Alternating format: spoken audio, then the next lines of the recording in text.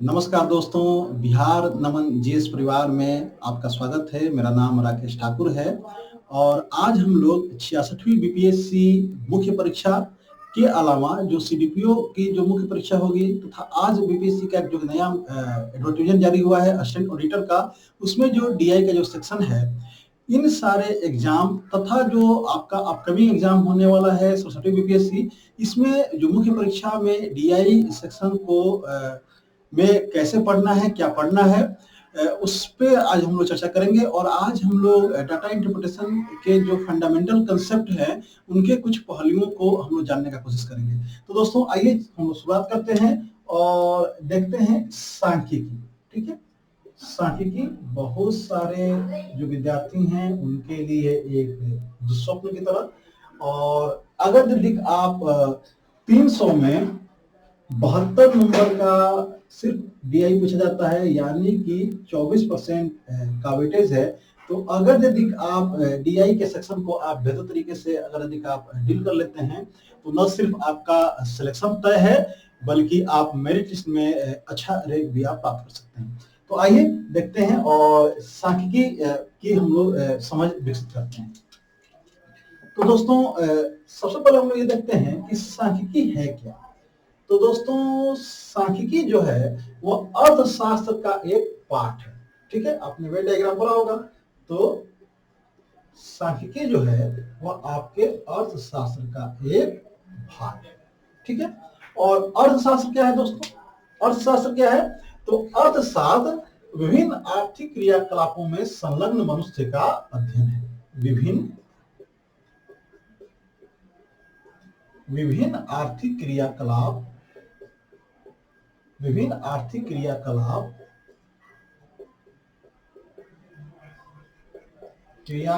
में संलग्न मनुष्य का अध्ययन है। संलग्न मनुष्य का अध्ययन। ठीक है, और आर्थिक क्रियाकलाप किसको कहते हैं दोस्तों? तो देखिए, ये मैंने अर्थशास्त्र की परिभाषा बिल्कुल साधारण एक आम बोलचाल की भाषा में मैंने इसको परिभाषित किया है। आपने 3 इडियट मूवी तो देखा ही होगा। तो उसमें जब आमिर खान से जब प्रोफेसर पूछते हैं कि मशीन क्या है, तो वो आम बोलचाल की भाषा में मशीन को परिभाषित करते हैं। तो वैसे ही मैंने आम बोलचाल की भाषा में अर्थशास्त्र को परिभाषित करने का प्रयास किया है कि अर्थशास्त्र है क्या? तो विभिन्न आर्थिक क्रियाकलापों में संलग्न मनुष्य का अध्ययन है। और ये आर्थिक क्रियाकलाप क्या है दोस्तों? ये जो आपकी जो आर्थिक क्रियाकलाप है, वो क्या है? तो वो क्या है? धन प्राप्ति के उद्देश्य से की जाने वाली क्रिया है। धन प्राप्ति के उद्देश्य से की जाने वाली क्रिया है।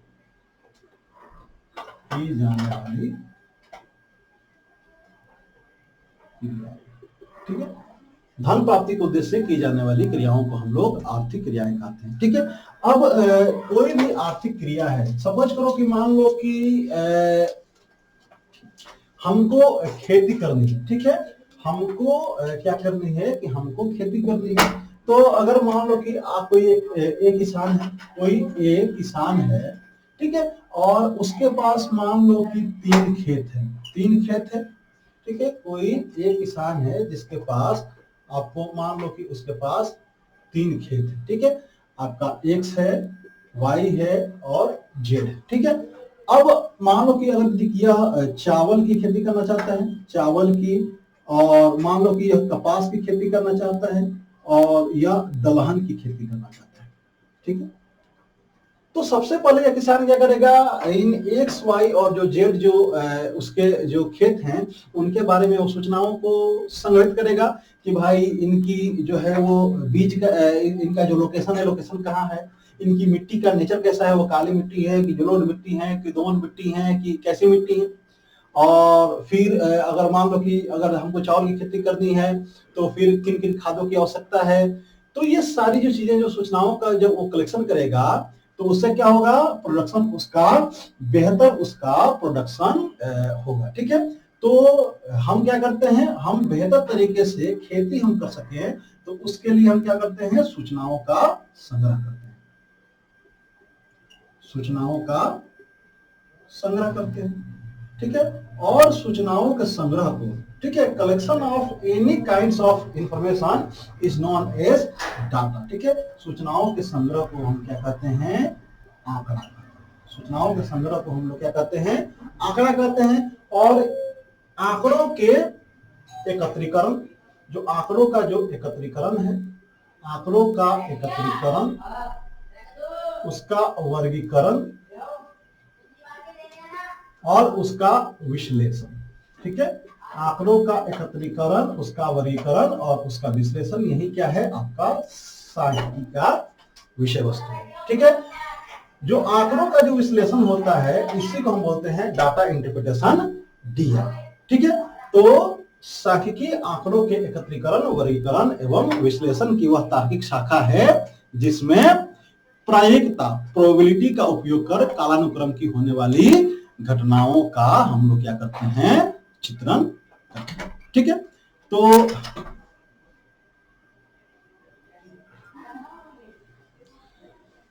दोस्तों, आंकड़ों का जो एकत्रीकरण है, आंकड़ों का एकत्रीकरण, उसका वर्गीकरण और विश्लेषण क्या है, आपका डीआई है, आपका सांख्यिकी है। तो दोस्तों, आप आंकड़ों का विश्लेषण जो है वो आपका डीआई है। 48वीं से 52वीं बीपीएससी तक बीपीएससी आपको आंकड़ों को प्रस्तुत करने के लिए कहती थी, और उसके बाद अब वो आंकड़ों को ऑलरेडी रिप्रेजेंट कर देती है, बीपीएससी प्रस्तुत कर देती है 53 से 55 बीपीएससी से लेकर वर्तमान समय तक। और अब आपसे कहती है कि आंकड़ों को आप जो प्रस्तुत किया गया है आंकड़ा, उसको आप डाटा को एनालिसिस कीजिए। तो यही कारण है कि अब इसको हम लोग डीआई कहते हैं। तो आइए देखते हैं कि आंकड़ों को कितने तरीके से प्रस्तुत किया जाता है, आंकड़ों को कितने तरीके से प्रेजेंट करते हैं। तो पहला जो तरीका है वो है आपका पाठ विषयक प्रस्तुतिकरण। जो पहला है वो कौन सा है दोस्तों, वो है आपका पाठ विषयक प्रस्तुतिकरण, डिस्क्रिप्टिव फॉर्म में। जैसे आपने प्रीलिम्स को पास किया, अब आपको मेंस लिखना है, तो वहां पे क्या करना है, वहां पे डिस्क्रिप्टिव फॉर्म में आपको लिखना है। कोई भी, जैसे मान लो सपोज करो कि आप न्यूज़पेपर पढ़ते हो, आप कोई कहानी या किताब पढ़ते हो, कोई भी आप हिस्ट्री की बुक पढ़ते हो, जो आपको एक डिस्क्रिप्टिव फॉर्म में लिखा हुआ है, वो भी क्या है, सूचनाओं को प्रेजेंट किया गया है, सूचनाओं को वहां पे सूचनाओं को प्रस्तुत किया गया है। तो पहला होता है आपका पाठ विषय प्रस्तुतिकरण। दूसरा होता है सारणीबद्ध प्रस्तुतिकरण। जैसे मान लो सपोज करो कि आपने मैट्रिक का एग्जाम दिया होगा, जो आपने मैट्रिक पास किया होगा, आपने इंटर पास किया होगा, ग्रेजुएशन पास किया होगा, तो उसमें आपका जो मार्कशीट मिलता है वो क्या है, टेबल के फॉर्म में आपके डाटा को प्रेजेंट किया गया है कि आपने मैथ में कितना नंबर लिया है, साइंस में कितना नंबर आपने पाया है, सोशल साइंस में कितना नंबर पाया है, इंग्लिश में कितना पाया है। तो क्या है, वहां भी आंकड़ों क्या किया गया है, टेबल के फॉर्म में आंकड़ों को वहां पे प्रस्तुत किया गया है। और तीसरा है आरेखीय प्रस्तुतिकरण, डायग्राम के माध्यम से आंकड़ों को प्रेजेंट करना। तो जो डायग्राम के माध्यम से जो आंकड़ों को प्रेजेंट किया जाता है, उसमें जो पहला है वो है आपका ज्यामितीय आरेख, ज्योमेट्रिकल डायग्राम। दूसरा है आपका बारंबारता आरेख, फ्रीक्वेंसी डायग्राम। और तीसरा है आपका अंकगणितीय रेखाचित्र, अर्थमेटिकल लाइन ग्राफ। जो ज्यामितीय आरेख है उसमें आपका बार डायग्राम, दंड आलेख, मल्टीपल बार डायग्राम, बहुदंड आलेख, कंपोनेंट बार डायग्राम, घटक दंड आलेख, या इसको बोलते हैं हम लोग प्रतिशत उपविभाजित दंड आलेख। ठीक है, परसेंटेज सब डिवाइडेड बार डायग्राम। और चौथा जो है आपका पाई चार्ट, वृत्त आरेख। जो बारंबारता जो आरेख होता है उसमें आपका हिस्टोग्राम, आयतचित्र, फ्रीक्वेंसी पॉलीगॉन, बारंबारता बहुभुज, फ्रीक्वेंसी कर्व, बारंबारता वक्र और वजाइव, यानी कि संचयी बारंबारता वक्र या आपका तोरण। और अंकगणितीय जो है रेखाचित्र है, अर्थमेटिकल लाइन ग्राफ। बीपीएससी में जो क्वेश्चन पूछा गया है, जो पिछले विगत वर्षों के जो प्रश्न पत्रों का जब आप विश्लेषण करेंगे तो आप देखेंगे कि या तो टेबल से उन्होंने प्रश्न को पूछा है, या तो टेबल से उन्होंने प्रश्न को पूछा है, या आपके बार डायग्राम से, मल्टीपल बार डायग्राम से, आपका पाई चार्ट से, हिस्टोग्राम से और अर्थमेटिकल लाइन ग्राफ से उन्होंने खूब क्वेश्चन पूछा है। ठीक है, तो यही आपका बीपीएससी का सिलेबस है, डीआई का आपका सिलेबस है। बीपीएससी में जो डीआई का सिलेबस है, बीपीएससी का सिलेबस नहीं है, बीपीएससी में जो डीआई का जो सिलेबस है उसमें आपको, अगर आपने टेबल पर काम कर लिया है, बार डायग्राम पर काम कर लिया, मल्टीपल बार डायग्राम पर काम कर लिया, पाई चार्ट पे काम कर लिया है, हिस्टोग्राम पे काम कर लिया है और अर्थमेटिकल लाइन ग्राफ पे काम कर लिया है, तो फिर आपके जो क्वेश्चन है, क्वेश्चन आपके बिल्कुल आपके रेंज में होंगे और इसमें कोई शक नहीं है कि आप दोनों क्वेश्चन को आप बेहतर तरीके से डील नहीं कर पाए। ठीक है, अब आइए हम लोग देखते हैं, ट्रेंड एनालिसिस करते हैं कि जो विगत वर्ष के जो प्रश्न पत्र हैं उनका एक ट्रेंड देखा जाए कि उनका ट्रेंड क्या है।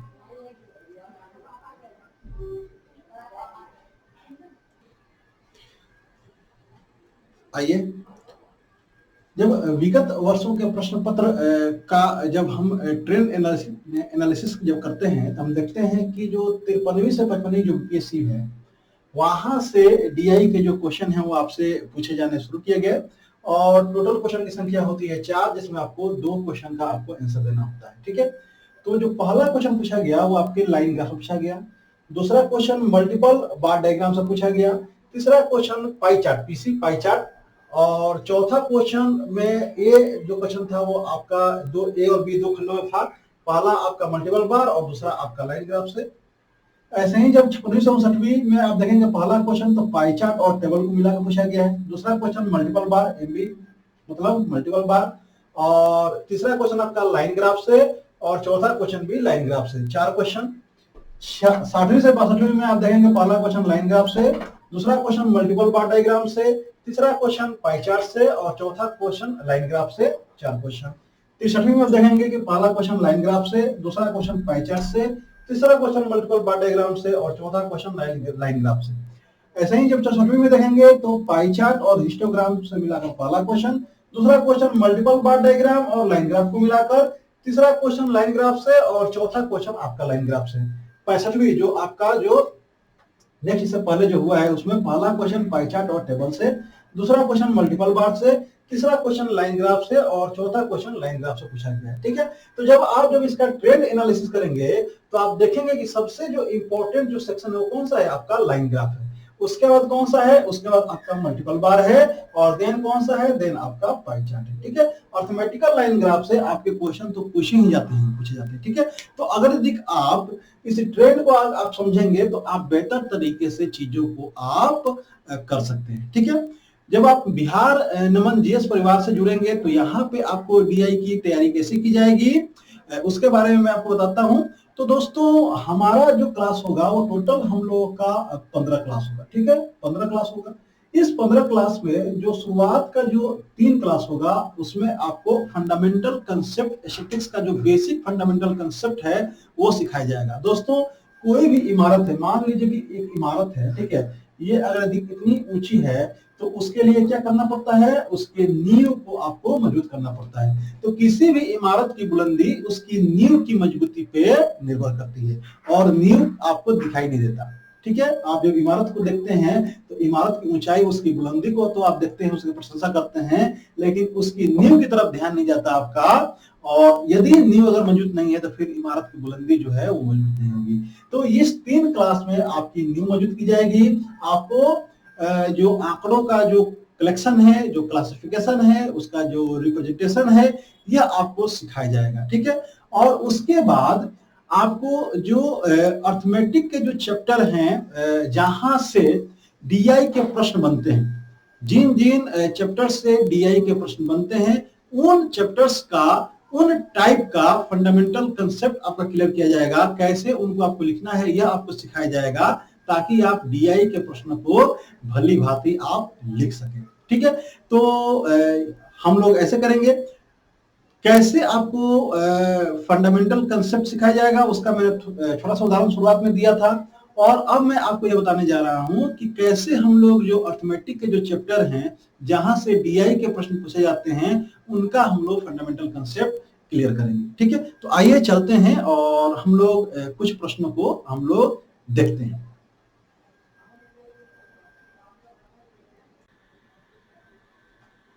आइए देखिए, दो क्वेश्चन पे हम लोग देखते हैं चीजों को। पहला क्वेश्चन कह रहा है, ये पहला क्वेश्चन अनुपात क्वेश्चन है कि ₹675 को ए तथा बी में 5:4 के अनुपात में बांटना है। ठीक है, और दूसरा क्वेश्चन है कि सीता की आय गीता की आय से 10% कम है, तो बताइए कि गीता की आय सीता की आय से कितना प्रतिशत अधिक है। आइए सबसे पहले हम लोग पहले क्वेश्चन को हम लोग सॉल्व करते हैं। ठीक है दोस्तों, देखिए अगर यदि मान लीजिए कि यदि आप सीसेट का एग्जाम दे रहे होते, अगर यदि आप यूपीएससी के स्टूडेंट हो या यूपीपीसीएस के स्टूडेंट हो, तो या अगर यदि कोई भी एग्जाम जिसमें ऑब्जेक्टिव टाइप के मैथमेटिक्स से क्वेश्चन पूछे जाते हैं, वहां पे इस क्वेश्चन कैसे बनाएंगे? तो पहले मैं बताता हूँ कि वहां पे कैसे बनाएंगे। तो ए और बी का अनुपात क्या दिया हुआ है आपका? 5:4 दिया हुआ है, ठीक है। टोटल कितना होगा? 9 होगा। यदि 9 रुपया होता तो ए को मिलता 5 रुपया और बी को मिलता 4 रुपया, लेकिन रुपया है कितना? रुपया है आपका 675, ठीक है। कितना गुना है? 75 गुना है, ठीक है। तो रेशियो का नियम होता है कि रेशियो का एक पार्ट जितना गुना होता है, रेशियो के बाकी पार्ट भी उतना ही गुना हो जाते हैं, यानी कि ये हो जाएगा आपका 375 और ये हो जाएगा आपका 300। 375 और 300 कितना हो गया? 675, ठीक है। लेकिन चूंकि आपको बीपीएससी में इस क्वेश्चन को लिखना होगा, तो बीपीएससी में कैसे लिखेंगे? ए को मिलने वाली राशि,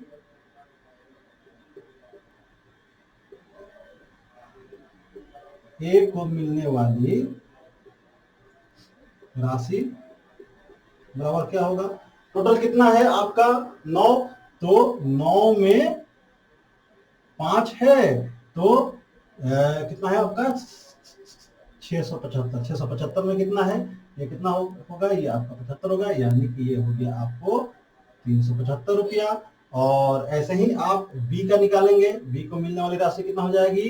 तो 9 में आपका 9 में 4 है, तो 675 में कितना है? ठीक है, तो ये आपका जाएगा 75 और ये हो जाएगा आपका 21,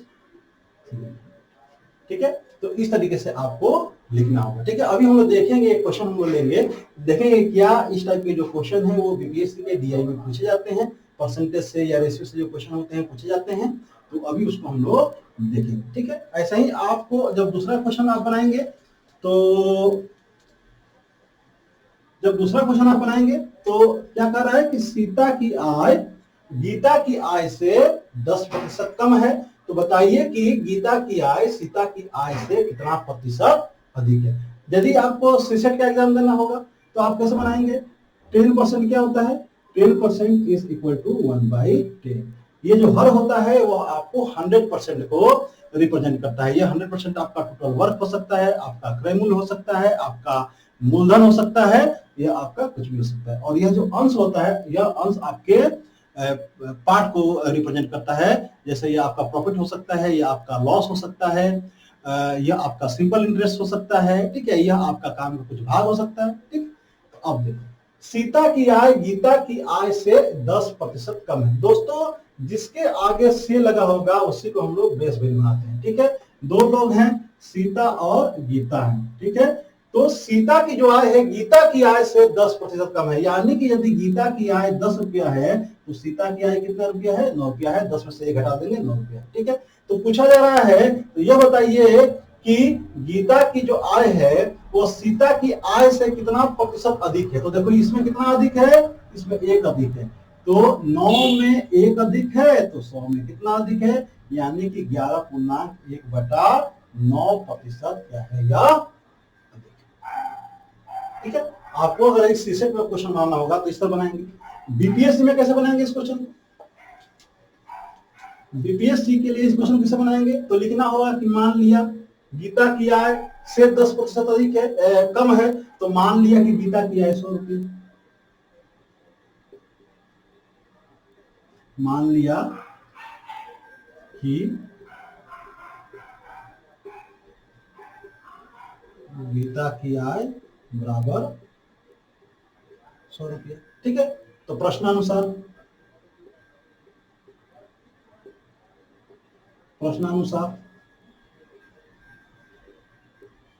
सीता की आय कितनी हो जाएगी?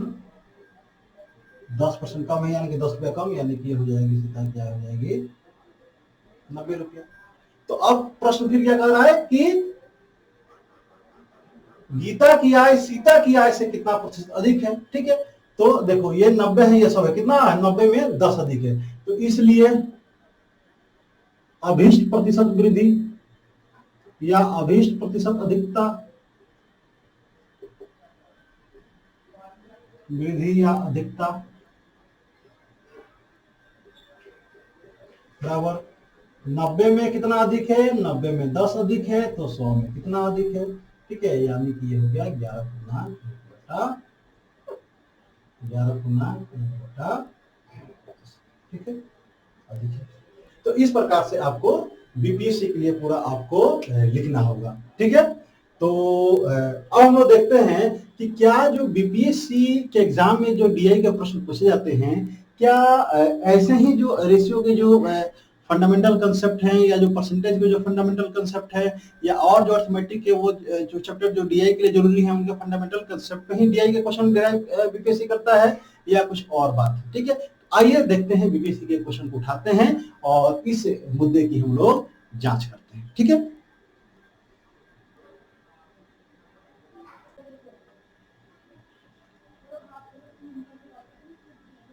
दोस्तों यह आपका 56वीं से 59वीं बीपीएससी का यह डीआई का पहला क्वेश्चन है, जिसमें पाई चार्ट और टेबल को मिला के इन्होंने प्रश्न को पूछा था। ठीक है, प्रश्न क्या है, प्रश्न में आपको एक बार पढ़ के सुनाता हूँ। टोटल प्रश्न को लिखना यहाँ पे पॉसिबल नहीं था, तो मैं जो प्रश्न का जो मूल जो तत्व है उसको मैंने लिखा है, और इसका मैं पहला क्वेश्चन मैं आपको उठा के दिखा रहा हूँ। क्वेश्चन है कि निम्न वृत्त चित्र और अनुपात सारणी जो कि क्रमशः एक विश्वविद्यालय में विभिन्न विषयों में पढ़ने वाले विद्यार्थियों का प्रतिशत तथा विभिन्न विषयों में छात्र एवं छात्राओं का अनुपात दर्शाते हैं, का अध्ययन कीजिए तथा नीचे दिए गए प्रश्नों का उत्तर दीजिए। यह है जो पाई चार्ट है, विश्वविद्यालय में विभिन्न विषयों में पढ़ने वाले विद्यार्थियों का यह प्रतिशत है, कुल विद्यार्थियों की संख्या 4800 है, और विभिन्न विषयों में छात्र एवं छात्राओं का अनुपात दिया गया है। यह विषय है आपका अर्थशास्त्र है, कंप्यूटर है, वाणिज्य है, कला है, विज्ञान है, अभियंत्रण यानी कि इंजीनियरिंग है, और मैनेजमेंट प्रबंधन। ठीक है, तो इस क्वेश्चन को दोस्तों हम लोग कैसे बनाएंगे, तो विश्वविद्यालय में विज्ञान एवं कला विषय पढ़ने वाले छात्रों का अनुपात निकालना है, यानी कि मेल स्टूडेंट्स जो साइंस में पढ़ रहे हैं और जो मेल स्टूडेंट जो आर्ट्स में पढ़ रहे हैं, उन दोनों का रेशियो निकालना है। ठीक है, तो इसको हम लोग कैसे निकालेंगे, तो इसको निकालेंगे सोल्यूशन से कैसे करेंगे, विज्ञान विषय में पढ़ने वाले छात्र, विज्ञान विषय में पढ़ने वाले छात्रों की संख्या, पढ़ने वाले छात्रों की संख्या कैसे निकालेंगे दोस्तों, तो ये देखिए 100 में 24 जो बच्चे हैं वो मेल और फीमेल स्टूडेंट जो विज्ञान में पढ़ रहे हैं, यानी कि 100 में 24 स्टूडेंट जो हैं वो आपके साइंस के हैं, और यहाँ पे देखो ये 8, 3 और 5 यानी कि 8 स्टूडेंट में 3 जो हैं वो मेल हैं, यानी कि 8 में 3 क्या हैं, मेल हैं, तो 4800 में। ठीक है, जब आप इसको काटोगे तो ये क्या हो जाएगा, यह आपका हो जाएगा 848, यानी कि यह हो जाएगा आपका 24 गुना 18। ठीक है, 848। ठीक है, आपका विज्ञान विषय में पढ़ने वाले छात्रों की संख्या, तो 100 में 24 और यहाँ पे 8 में 3, तो ये हो गया आपका 24 गुना 18 हो गया। ठीक है, ऐसे ही आप निकालेंगे कला, कला में पढ़ने वाले छात्र,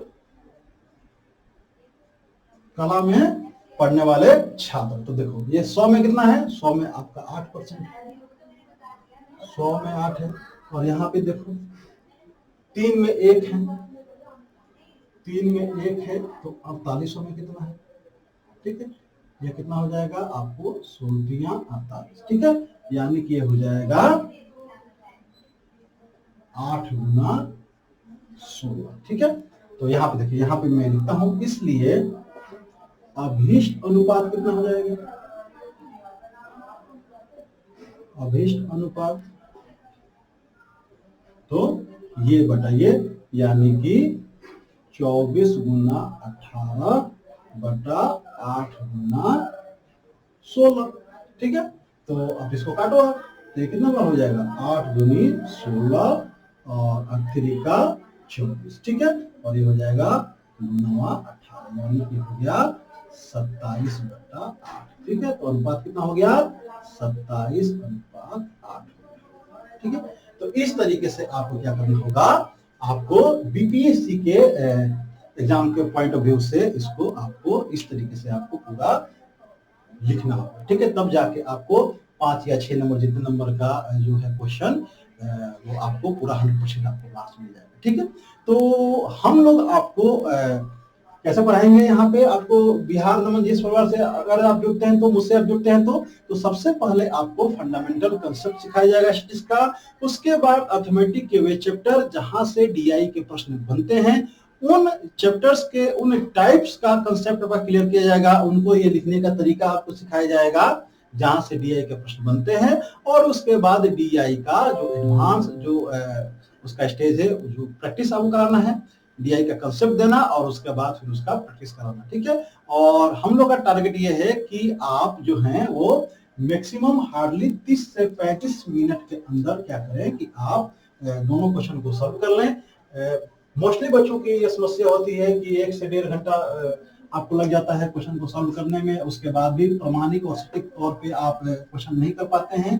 तो एक तो आपका समय भी किल होता है, दूसरा जब आपके क्वेश्चन की एक्यूरेसी नहीं होती है तो फिर आप दो तरफा आपको मार देनी पड़ती है। तो हम लोग की कोशिश है कि आपको इतना अच्छा आपको कंसेप्ट दे दिया जाए ताकि आप से बीपीएससी किसी भी टाइप के क्वेश्चन दिया में पूछे वो सारे क्वेश्चन आपके रेंज में रहे और आप हंसते हंसते 30 से 35 मिनट में आप क्वेश्चन को डील कर लें और बाकी का जो समय है वो बाकी के पोर्शन में लगाएं और आप न सिर्फ सिलेक्शन पाए बल्कि वरीयता जो क्रम है, जो मेरिट लिस्ट है, उसमें भी आप ऊंचे रैंक को प्राप्त करें, यही हमारी कोशिश है। हम लोगों की जो बैच है वो 15 अप्रैल